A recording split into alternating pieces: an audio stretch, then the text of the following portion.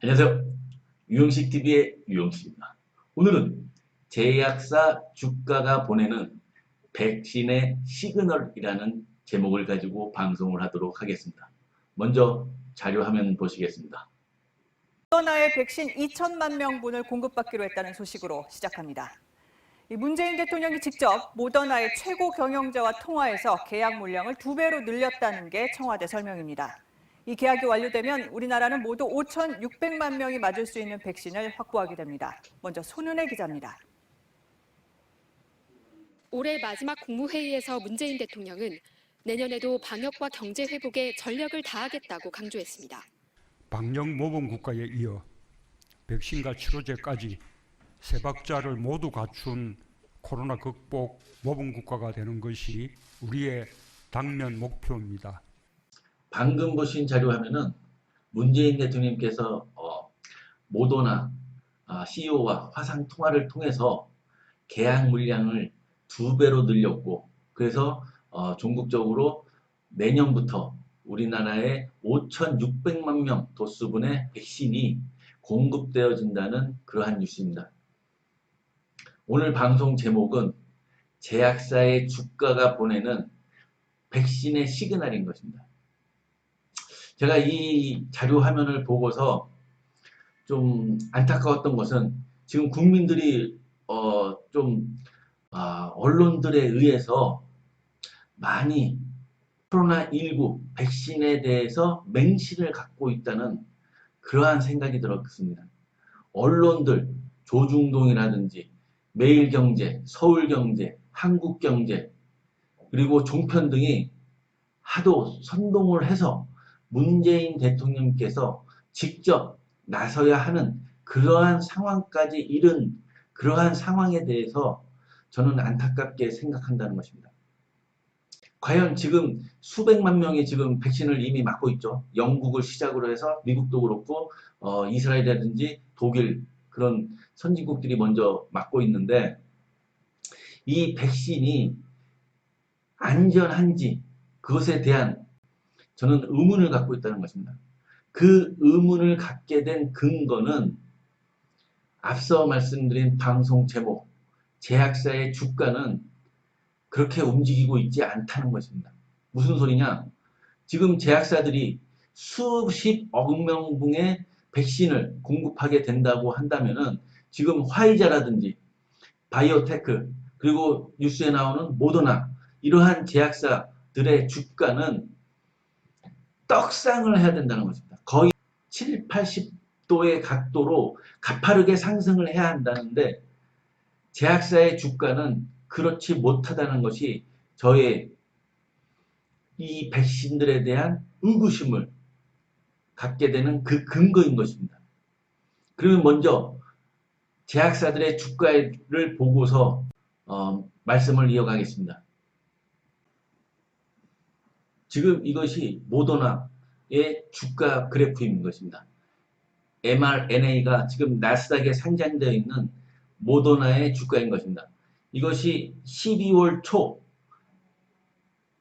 최고점을 찍고서 지금 어제죠? 어제 114달러 39센트를 기록하고 있다는 것입니다. 지금 주가 그래프에서 보시는 바와 같이 우하향을 하고 있다는 것입니다.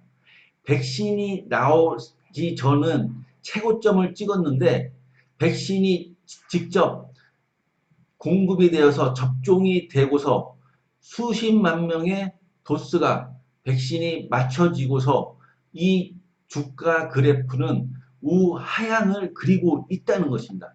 그래서 보시는 게 화이자입니다. 화이자 백신이 가장 먼저 우리 인류에게 접종이 됐죠. 화이자 주가 또한 어제 종가가 37불 5센트인 것입니다. 가장 최고점을 쳤던 것이 12월 초 백신이 공급되었다는 뉴스가 나왔을 때 최고점을 치고 지금 보시는 바와 같이 가파르게 우하향을 그리면서 어제 37불까지 내려온 것입니다. 화이자와 모더나의 주가 그래프에서 보듯이 12월 초죠. 12월 초는 3상 시험을 마치고서 곧 백신이 접종되어진다는 그러한 뉴스에 의해서 주가 그래프가 최고점을 쳤다가 막상 수백만 명의 백신이 접종이 되기 시작하자 주가 그래프가 우하향을 그리고 있다는 것입니다.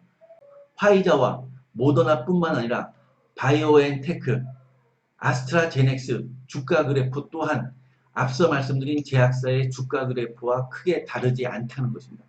그러면은 여러분께서 이상하게 생각하실 겁니다. 이 제약사들이 백신을 개발한 이 제약사들의 주가 그래프가 지금 떡상을 해도 이상하지 않을 그러한 상황에서 왜 주가 그래프가 우하향을 그리고 있냐는 것입니다. 그렇다는 것은 바로 이 백신의 안전성 그리고 백신이 접종되어지고 있는 지금 상황이 이 백신이 효능이 그렇게 안정적이지 않고 그 백신을 맞은 그 사람들에게 어떤 문제가 일어나고 있다는 것을 이 주가 그래프는 나타내고 있다는 것입니다. 여러분 존스홉킨스와 하버드 의과대학을 졸업한 최상위 1%에 속하는 졸업생들이 가는 곳이 병원이 아니라 월스트리트입니다.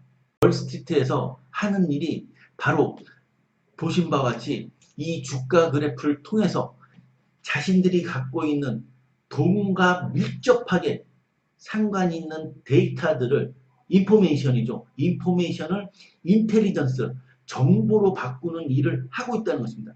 그리고 그 아웃풋이 바로 주가 그래프, 숫자로 반영되고 있다는 것입니다. 왜냐하면 그 졸업생들, 최상위 1%의 졸업생들은 수십만 달러의 연봉과 수백만 달러의 스탁 옵션을 받기 때문에 최선을 다해서 자신들의 인맥과 학맥을 통해서 모든 인포메이션을 얻어내고 그러한 인포메이션을 분석과 재생산을 통해서 인텔리전스, 주가 그래프로 나타내고 있다는 것입니다. 그것이 그 정보가 바로 투자자들에게 제공이 되고 있고, 제가 오늘 방송에서 말씀드리고 싶은 것은 백신 접종을 서두를 필요가 없다는 것입니다. 방금 보신 바와 같이 주가 그래프는 이 백신에 시그널을 보내고 있다는 것입니다.